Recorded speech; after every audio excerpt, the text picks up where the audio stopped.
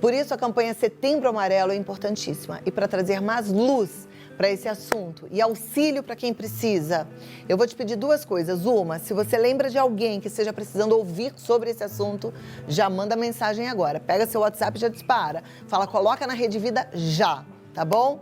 Participe do programa com a sua dúvida e preste atenção, porque eu recebo agora a psicóloga Verusca Gendov. Seja muito bem-vinda, Vê. É um prazer, Cláudia. Prazer é nosso, viu? Sentar aqui pra gente conversar, então, sobre esse mês, na verdade, sobre suicídio, né? Que eu acho que é uma consequência de algo que está lá atrás. Sim. Normalmente o suicídio é precedido pela depressão? Sim, grande parte das questões que acontecem acometem as pessoas emocionalmente, elas desenvolvem um processo depressivo e se tornam frágeis para esse tipo de situação. Uma pessoa, para ela conseguir pensar em tirar a dor, tirando sua própria vida, é porque ela já está muito acometida de uma depressão ou de uma outra situação qualquer. Tem outras questões? Tem outras questões, mas a depressão ainda é um dos fatores que mais levam uma pessoa ao suicídio. Verusca, no consultório você já acompanhou alguém que viveu a tentativa do suicídio ou que viveu o pensamento frequente, um pensamento suicida? Sim, é muito comum nos consultórios, Cláudia, que lidam com a parte emocional, a parte mental, de ter esse tipo de queixa. Nós temos uma variedade de situações que levam a essa queixa. Então, por exemplo, eu já atendi muito jovens com pensamentos suicidas, com tentativas suicidas, porque até estatisticamente a gente sabe que uma pessoa, antes de falecer de suicídio, ela tenta várias vezes. Então, quando a gente consegue receber e consegue fazer com que isso não ocorra, é uma vitória para a gente também, de saber que a gente pode ajudar uma pessoa a mudar essa história. Quantas pessoas estão em casa passando angústia, situações emocionais conturbadas e podem ter a sua vida modificada por uma decisão que é pedir ajuda.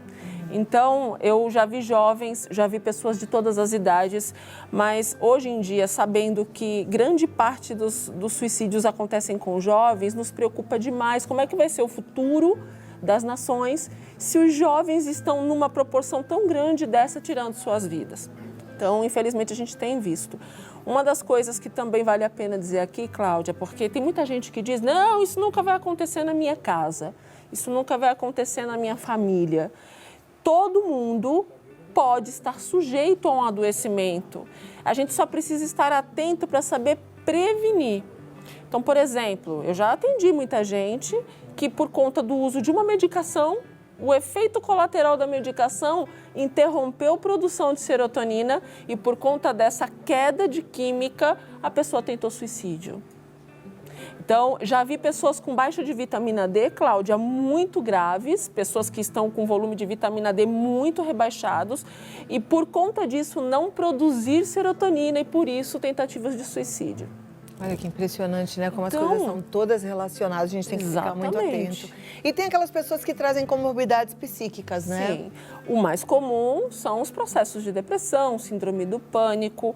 O volume de angústia causada pelo adoecimento emocional é tão gigante que a pessoa, no fundo, ela não quer morrer, mas ela não aguenta mais sentir angústia.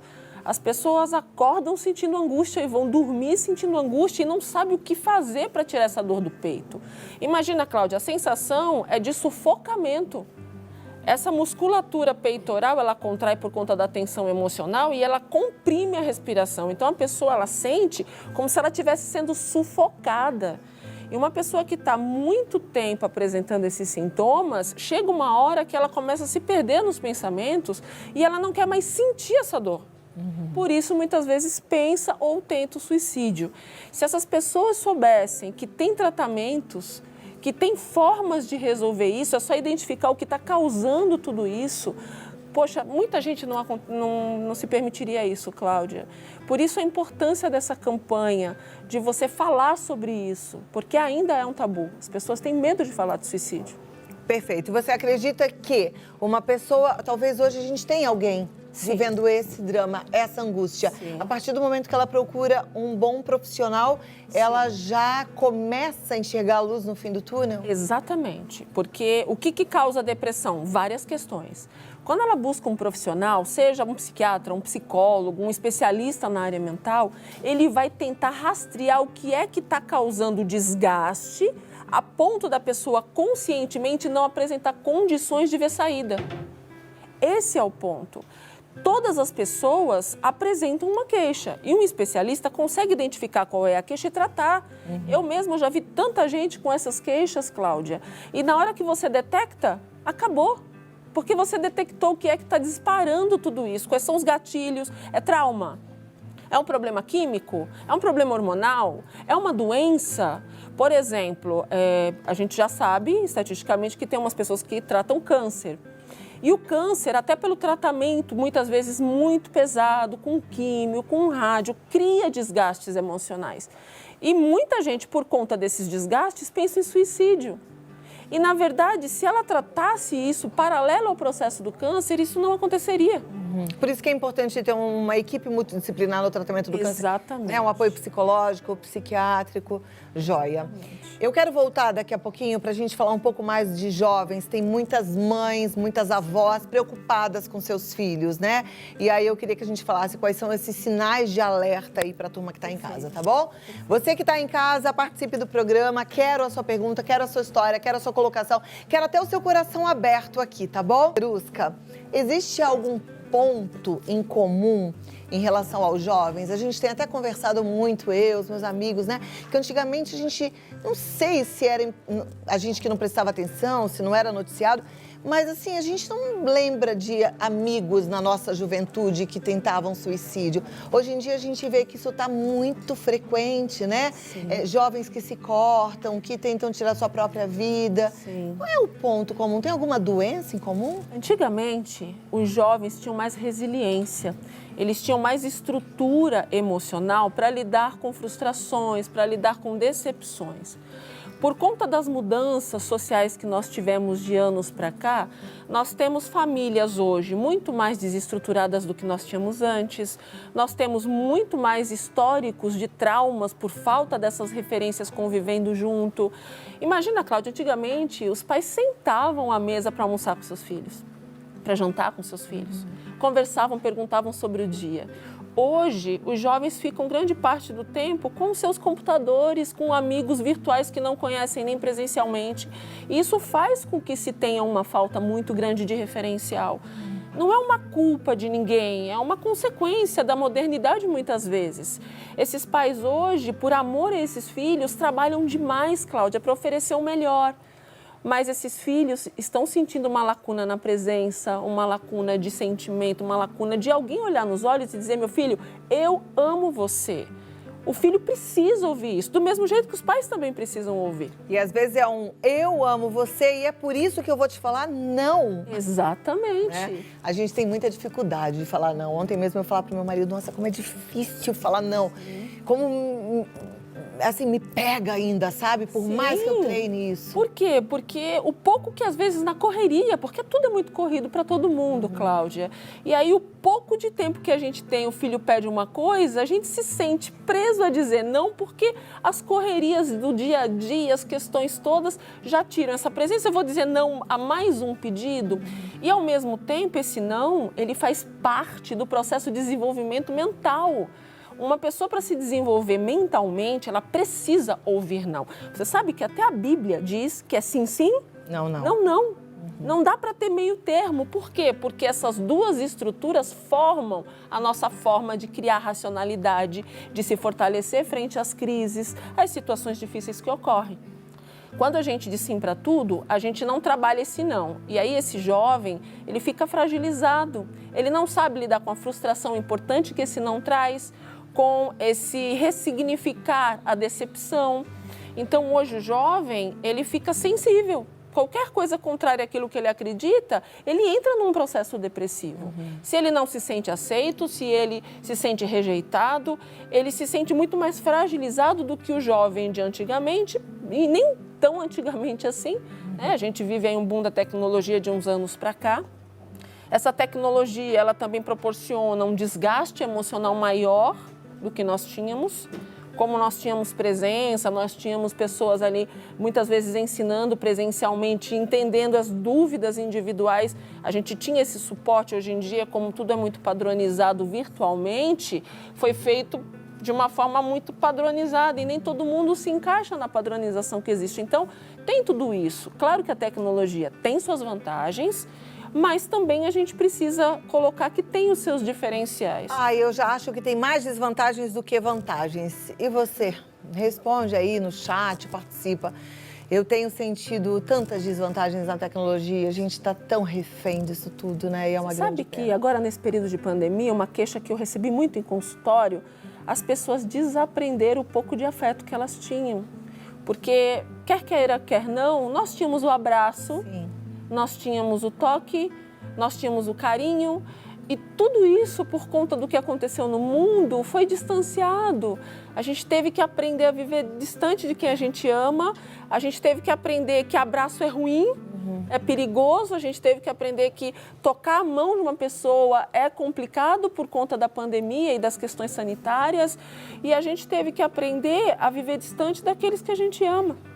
E como faz falta um colo de mãe, um colo de pai, como faz falta o abraço das pessoas que a gente ama, Cláudia.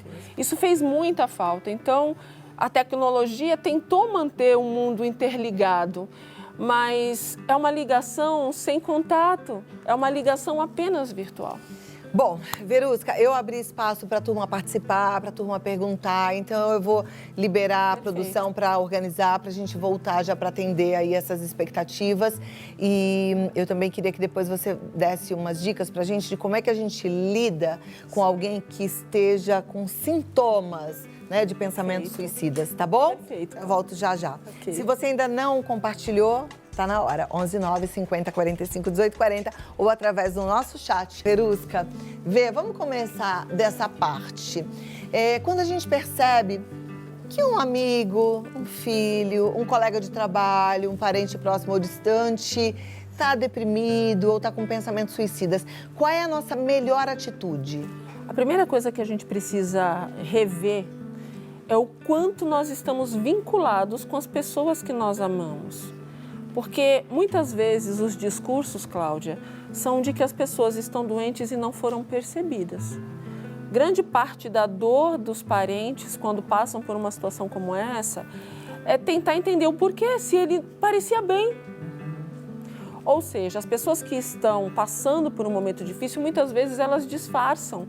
Elas não querem que os outros percebam, elas não querem se sentir expostas. Então, uma das coisas que a gente precisa fazer é refinar melhor o nosso vínculo com as pessoas.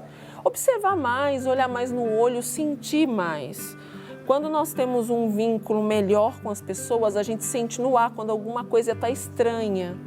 E aí é nesse momento que a gente precisa sentar do lado, dar um abraço e dizer, olha, eu não sei o que está acontecendo, mas eu te amo e percebo que tem alguma coisa errada. Precisa ser modificado. Essa pessoa toma um susto, você me ama? Porque às vezes dentro da cabeça das pessoas elas não se sentem amadas, eu estou doente e ninguém nem percebe. Mas elas também não falam. Então é necessário que a gente amplie essa comunicação, é necessário que a pessoa saiba que alguém está percebendo a existência dela, é necessário saber que tem alguém disposto a estender a mão e tentar entender o que está acontecendo. Como eu disse, é uma variedade grande de possibilidades, então é importante que alguém perceba, peraí, eu não sei o que é, mas eu estou disposto a ajudar, eu vou buscar alguma ajuda. Eu vou ler a respeito, eu vou colocar vídeos a respeito, eu vou assistir programas de TV a respeito, eu quero ajudar de algum jeito, até conseguir entender o que pode ser feito para poder melhorar. E principalmente jovens, crianças. Cláudia, hoje tem crianças com depressão aguda. Tem crianças muito pequenas que já acompanham com o pediatra questões de medicamento para depressão. Porque às vezes esses pais já vêm desde o período de gestação em conflitos grandes e se esquece que por mais que a gestante esteja grávida, essa criança ela está, depois ali dos seus 4, 5 meses, quando o sistema nervoso central está formado, ela está ouvindo sons perturbadores, ela está ouvindo a voz do seu pai ou da sua mãe discutindo, ou a sua mãe chorando e ela tem aquela relação umbilical e ela sofre com a dor da mãe. Então, essa criança às vezes nasce ali com 9 meses, quando a gestação chega em 9 meses, já com um sofrimento e um desgaste muito grande que outra gestação não teria se não tivesse passado por isso. Então, se a gente pudesse expressar mais o afeto, o amor que a gente pode carregar, nós somos afetivos. Eu acho que isso melhoraria muitas coisas. Perfeito. Muito bem, vamos ficar atento aí e afeto nunca é demais. Primeira pergunta já vai para a tela, espero que a gente consiga tocar aí o seu coração e te ajudar. Não se identificou, mas diz assim: eu me vi na fala da doutora. Quando tive a crise foi exatamente como se meu ar faltasse. Minha filha de 16 anos também estava com sentimentos suicidas. O que fazer? Olha só que interessante. Às vezes nós temos uma imitação inconsciente, então vivemos as mesmas coisas, os mesmos desgastes acontecem. Às vezes tem questões genéticas, às vezes está ligado a um fator hormonal. Tem algumas questões na tireoide que alteram demais o comportamento humano, proporcionam muitos adoecimentos.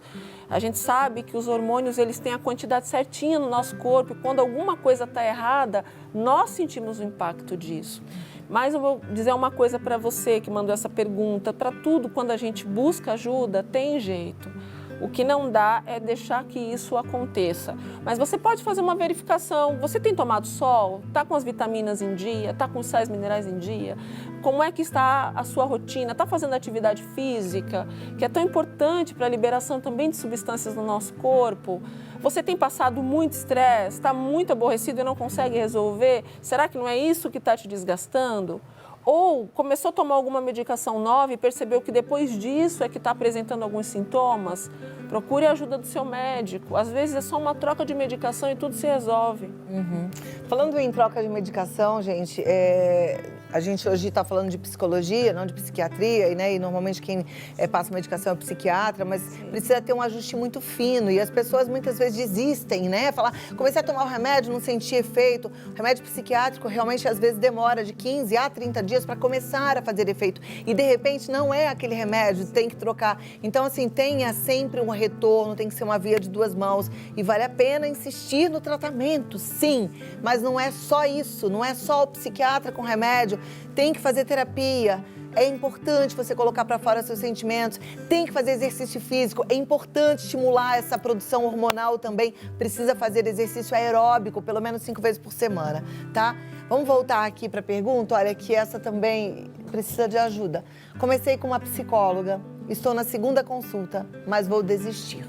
Vejo que não vai ter resultado. Não estou bem financeiramente, meus filhos que pagam. Não quero ser um peso para eles. Olha, a 2ª consulta ainda é muito prematuro. Nós precisamos averiguar muitas questões, Cláudia. É necessário fazer quase que uma investigação para poder saber o que acontece. Muito importante a sua fala quanto à medicação também que o psiquiatra faz, porque o psiquiatra ele vai tentar repor essa carência química. O cérebro, ele precisa de química para controlar o humor, controlar o sono, controlar os nossos comportamentos. Nós gastamos química todos os dias. E grande parte das pessoas, não, eu não vou tomar porque a medicação vicia. Eu não vou tomar porque a medicação não fez efeito. Não, gente, tem um período de tempo, exatamente como a Cláudia disse. E tem outro fator que é, você toma a medicação ela vai repor ou vai estimular o seu corpo a repor essa química. Mas o que fez essa química ter um gasto?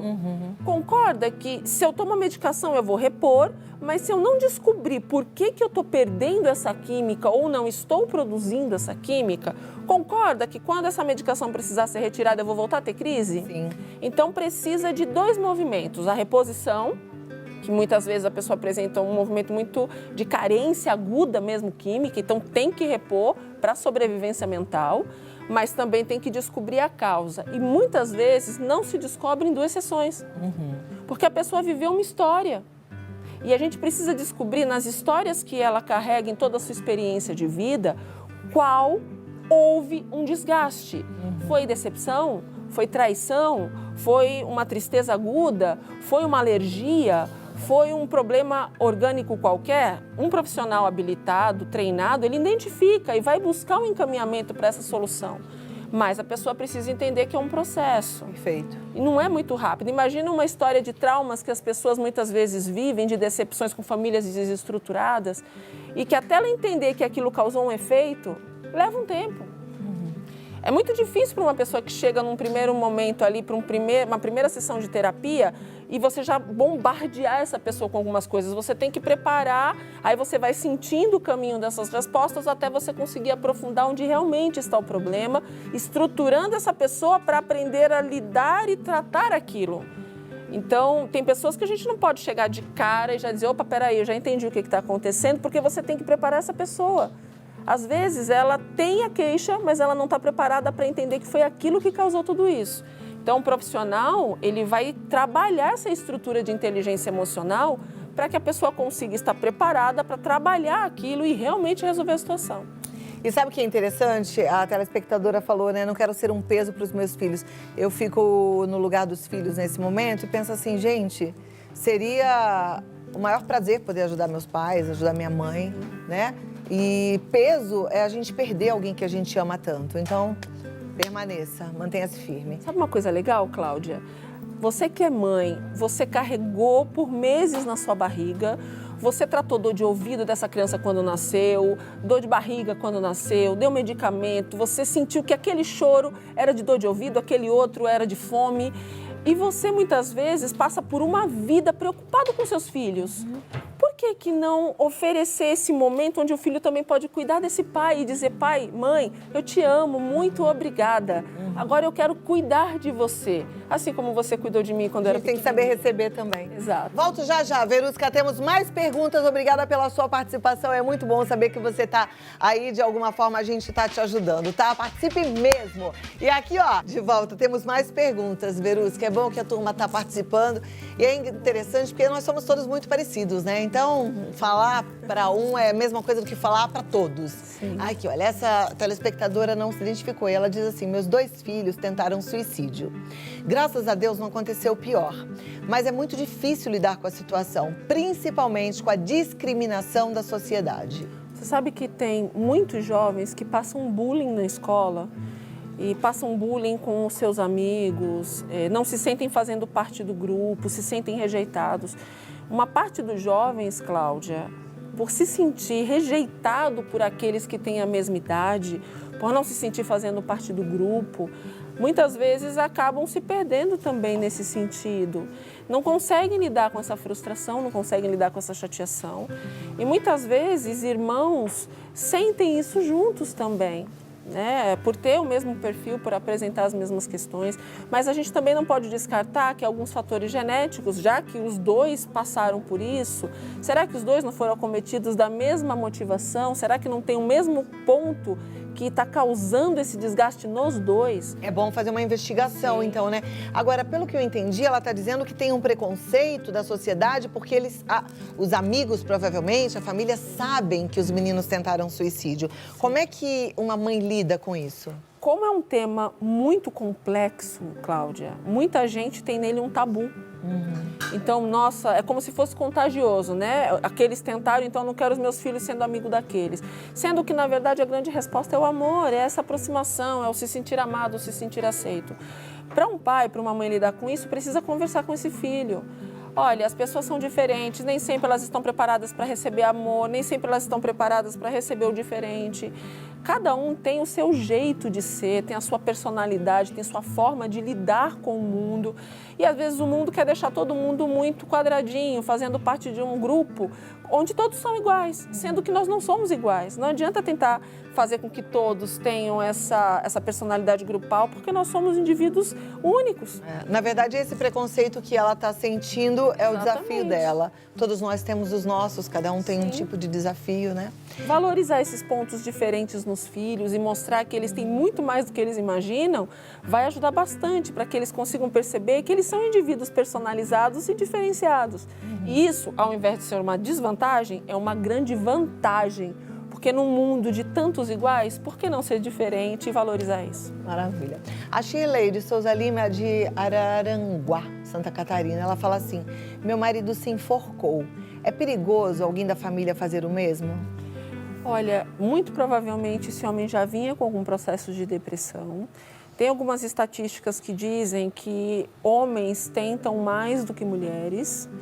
E quando eles tentam, a efetividade é maior. Mulheres tentam mais vezes antes de ter uma efetividade. E para uma família que passa por isso, é muito difícil. O que eu percebo, clinicamente falando? Uma família que passa por isso, dificilmente está preparada para passar de novo. Então, tem um medo de perder outros entes. Mas é muito difícil você ver um histórico de repetição. O que a gente percebe é que nos casos que apresentam repetição familiar, é porque vem com um grau de adoecimento mental familiar. E aí pessoas com esquizofrenia, pessoas que já vêm com uma depressão genética já muito grave. Mas tirando esses casos, é muito difícil a gente encontrar famílias que duas pessoas acometeram o mesmo ato sem ter um histórico genético para isso, sem ter uma doença mental configurada para isso. Mas esse é o momento de todo mundo conversar, o que foi que aconteceu. Tem um trabalho que acontece muito hoje na psicologia, Cláudia, que é refazer esse caminho para tentar identificar o que aconteceu, porque muitas famílias, eles não entendem. Nós chamamos na psicologia de autópsia psicológica. Muitas vezes, eu já fiz muito esse trabalho, famílias contratam, para tentar entender. Então, nós refazemos os passos. Nós vamos verificar com a família, com os amigos, o que ele tinha como rotina, para tentar entender o que poderia explicar isso. Porque o sofrimento de uma família tentando entender é terrível. Porque a gente quer entender como assim. Tem pessoas que recebem todo o amor, mas o que aconteceu que ele não entendeu? O que aconteceu que essa pessoa não estava preparada para lidar com esse afeto? Porque tem tanta gente que tem de tudo, Cláudia, mas também tenta suicídio.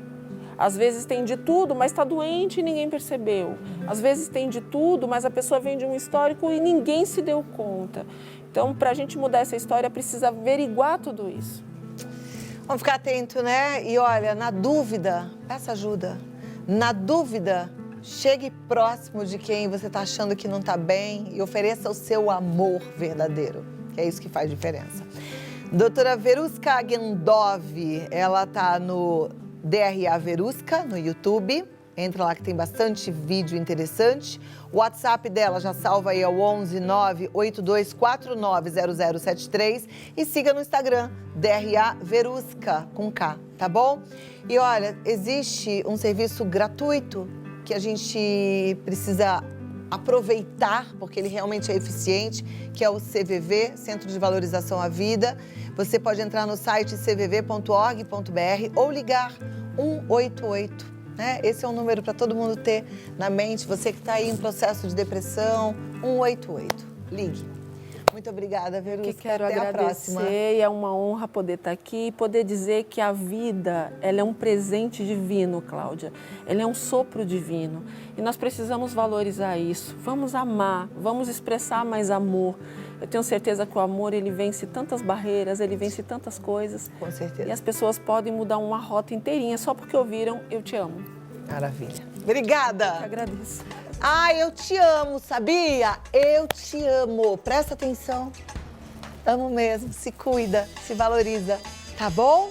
E se você também se ama, você provavelmente já está se cuidando.